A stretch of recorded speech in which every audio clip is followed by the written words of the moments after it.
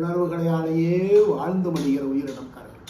நான் சின்ன வயசுலலாம் இப்போ எங்கள் கிராமப்புறங்களில் மழை பெய்யும் காலத்தில் தான் நாங்கள் ஈசலை பார்ப்போம். அதுவும் பார்த்தீங்கன்னா ஈசல் பறக்கும் நேரத்தில் சிட்டுக்குருவி 12 மணி வரைக்கும் தூங்காது இரவு. ஐயா, கரையான் பற்றி ஏதாச்சும் சுவாரஸ்யமான விஷயம் சொன்னீங்கன்னா நல்லாயிருக்கும். சரி, ஏன்னா கரையான் பற்றியெல்லாம் சொல்லணும். நான் உங்கள்கிட்டயும் ஒரு கேள்வி கேட்குறேன். நீங்கள் எத்தனை கேள்வி கேட்டு வர்றீங்க? ஈசலுக்கு எத்தனை நாள் வாழ்க்கை? ஒரு நாள்.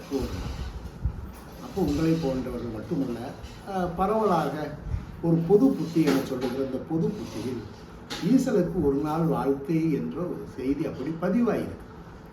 ஆனால் ஒரு நாளில் தோன்றி ஒரு நாளில் மறையும் உயிரினங்கள் வேறு இயற்கை என்ன வச்சிருக்கிறதோ என்ன படைச்சிருக்கிறதோ எனக்கு தெரியல. ஆனால் ஈசலுக்கு ஒரு நாள் வாழ்க்கை இல்லை என்பது மட்டும் எனக்கு தெரியும். காரணம், ஈசல் என்பது வளர்ந்த கரையான். இன்னும் சொல்ல போனால் கரையானின் இளமை பருவம். இளமை பருவம் என்றால் குறிப்பாக வடகிழக்கு பருவமழை தொடங்கி முடிவதற்குள் ஒரு புற்றில் 5 லட்சம் கரையான்கள் வரையும். 5 லட்சம் கரையான்களின் எண்ணிக்கை புற்றில் கூடுதலாகிற போது மக்கள் தொகை என்று சொல்லுகிறது, அந்த குறிப்பாக கரையானினுடைய தொகை கூடுதலாகிற போது அவையெல்லாம், அதுவும் சிறகு முளைத்த இந்த கரையான்கள் எல்லாம் வெளியேறி இனப்பெருக்கம் செய்து புதிய குடியிருப்புகளை உருவாக்க வேண்டும் என்பது தாய்க்கரையானின் உத்தரவு. அது இயற்கையின் உத்தரவு. ஆக வெளியே கிளம்புகிற ஈசலை பயத்தினால் அது இளமை பருவத்தில் இருக்கிற கரையான் என்று புரிந்து கொண்டு இனிமேலும் அதுக்கு ஒரு பெரிய வாழ்க்கை இருக்கிறது.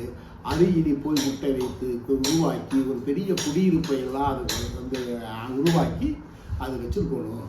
ஆக ஈசலுக்கு இன்னும் சில ஆண்டுகள் இருக்கிறது, ஒரு நாள் வாழ்க்கை அல்ல என்று புரிந்து கொண்டாலே கரையான் இந்த பூமியில் மனிதர்களை விட 20 கோடி ஆண்டுகளுக்கு முன்பே இந்த பூமியில் இருக்கு, இதுபோலதான் ஆளுது அப்படிங்கிறத புரிஞ்சுக்கிறது மட்டுமில்லாமல் இந்த உலகில் முதலில் தனக்கான உணவை தானே உற்பத்தி செய்து கொண்ட ஆதி உழவன் கரையான் என்பதையும் சேர்ந்து புரிந்து கொண்டால் நல்லது. நீங்கள் சொன்னீங்க நீங்கள் கரையான் பற்றி. இப்போ நான் சின்ன வயசுலலாம் இப்போ எங்கள் கிராமப்புறங்களில் மழை பெய்யும் காலத்தில் தான் நாங்கள் ஈசலை பார்ப்போம். அதுவும் பார்த்திங்கன்னா தந்தி மரம் ஸ்ட்ரீட் லைட் இருக்கு அடியில் இருக்கும், இறந்துடும். காலையில் பார்த்தோன்னா அதை ஒரு சில பேர் ப்ரோட்டீன் இது அதிகமாக இருக்குன்னு சொல்லி கூட சமைச்சு சாப்பிட்றத பார்த்துருக்கோம். அது எப்படிங்க அப்புறம் செத்துருதில்ல நீங்கள் சொல்கிறீங்க, அதுக்கப்புறம் தான் அதுக்கு ஒரு லைஃபே இருக்குது அப்படின்னு சொல்லிட்டு, இதை பற்றின ஒரு விளக்கம். இது நல்ல கேள்வி. எப்படிலாம் கேட்கணும், நம்ம இப்படிலாம் கேட்க தொடங்கினால்தான் ஒரு உயிரின வரலாற்றை நாம் தெரிந்து கொள்ள முடியும்.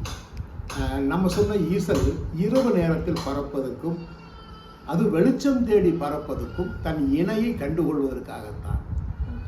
தன் இணையை கண்டுகொள்ளும் வரைக்கும் தான் அந்த சிறகு இருக்கும். அந்த சிறகு நீண்ட நாளுக்கல்ல, பறந்து அந்த சிறகு அந்த இரவிலே சிறகு முழுக்குமாக உதிர்ந்துடும். அந்த இரவில் நடக்கிறத பார்த்தீங்கன்னா லட்சக்கணக்கான ஈசல்கள், நாம் சொன்ன கரையான்கள் சிறகு முளைத்து லட்சக்கணக்கில் வெளியே வருகிற போது காட்டுக்கோழி, வீட்டுக்கோழி, காகம், இன்னும் சொல்ல போனால் இந்த சைவமாக சாப்பிட்ற புறா, இப்படி எல்லாம் நிறைய சாப்பிடும். பாம்புகள் என்று இந்த ஈசலை பிடித்து நிறைய சாப்பிடும். காரணம் அது ஈசலுக்கு புரதச்சத்து இருக்கிறதுனால இதெல்லாம் சாப்பிடும். இந்த சிட்டுக்குருவி 6 மணிக்கு அடர்ந்த மரத்தில் போய் அப்படி அடைக்கலம் ஆயிரும். ஆனால் ஈசல் பறக்கும் நேரத்தில் சிட்டுக்குருவி 12 மணி வரைக்கும் தூங்காது இரவு. காரணம், மீதப்பட்ட எல்லா ஈசலையும் சாப்பிடும். சிறகு விழுந்து கீழே ஊறுகிற போதே அதனுடைய இனப்பெருக்கமும் நடந்து விடுகிறது. இனப்பெருக்கத்துக்கும் நடந்து இவைகிட்டிருந்தெல்லாம் தப்பிக்கணும். தப்பிச்சு தான் அது புதிய குழியை தோண்டி போகுது. இதுக்குள்ள மனுஷன் விட மாட்டான். இந்த இயற்கை இவ்வளவு எதிரிகள். பள்ளியெல்லாம் பார்த்தீங்கன்னா அப்படி ஓடி ஓடி ஓடி சாப்பிட்டே இருக்கும். பள்ளி அப்போ சாப்பிடும். இதில் மனுஷன் இதை நிறைய பிடிச்சிட்டு போய் அந்த சிறகெல்லாம் உதிர்த்து அந்த தலையெல்லாம் கிள்ளிட்டு காலெல்லாம் கிள்ளிட்டு அவன் அதை கொஞ்சம் அப்படி காய வச்சு நிழலில் பொரியோட அல்லது எள்ளை போட்டு இடிச்சுன்னு புரதச்சத்து வேண்டுகிற மனிதர்கள் தொடங்கி மற்ற சின்ன சின்ன எல்லா உயிர்களும் கரையானை சாப்பிடுகிறது. இவ்வளவு பேர் சாப்பிட்ட மீதம்தான் இன்னும் புற்றுக்குள் கரையானாக நம்மோடு வாழுகிறது. பிரமிப்பாக இருக்குது கேட்குறதுக்கு. நான் நினச்சேன் இது வந்து கரையான் உருவாயிட்டு ரெக்கை முளைச்சதுக்கப்புறம் இறந்துரும். எப்படி பார்த்தீங்கன்னா அந்த வண்ணத்து பூச்சிலாம் இருக்குல்ல, பட்டாம்பூச்சி அந்த மாதிரி. அது உங்களுக்கு வருகிற அந்த சந்தேகம், ஐயம் நியாயமானது. அந்த ஐயத்துக்கு பிறகான தேடல் என்பது இனி அது குழிக்குள் போக வேண்டி இருக்கிறது. இனி சிறகுகள் அதுக்கு தேவையில்லை. காரணம், இனப்பெருக்கத்தை அடையாளம் கண்டு கொள்வதற்கும் தன்னுடைய ஜோடியை அடையாளம் கண்டு கொள்வதற்கும் வெளிச்சத்தில் பறந்து பறந்து அடையாளம் கண்டு கொண்ட பிறகு சிறகு அவைக்கு தேவையே இல்லை. இனி அவை தங்கி வாழுவது மண்ணடியில். ஆக மண்ணடியில் வாழுகிற ஒரு உயிருக்கு சிறகுகள் தேவையில்லை.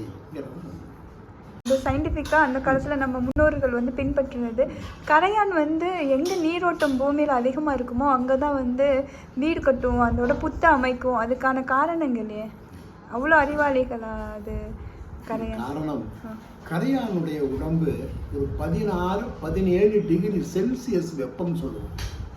வெப்பம் வந்து அவ்வளோதான் தாங்க முடியும். காரணம், புரதச்சத்து, கொழுப்பு சத்து. இந்த புரதம் வந்து அதிகமாக இருப்பதால் ஒரு 30 டிகிரி செல்சியஸ் வெப்பமோ 36 டிகிரி வெப்பம் வருகிற போது அது உருகி போய்விடும்.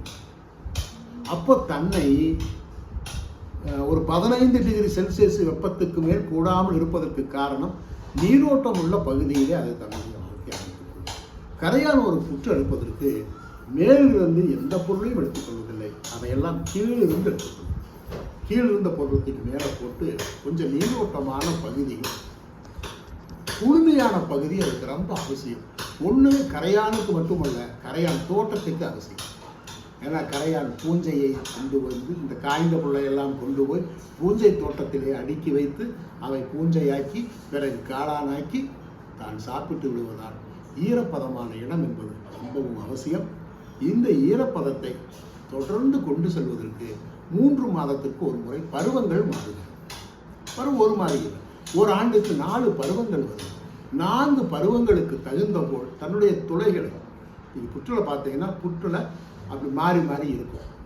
இந்த ஒவ்வொரு பருவத்துக்கும் ஒரு புற்றை அடைத்து இன்னொரு புற்றின் வாயிலை திறந்து வைப்பதற்கு காரணம், சூரிய ஒளியும் காற்றும் சமச்சீராக உள்ளே நுழைந்து இன்னொரு வழியாக வெளியேற வேண்டும் என்கிற ஒரு நுட்பமான கட்டுமானம் பேசுவோம்.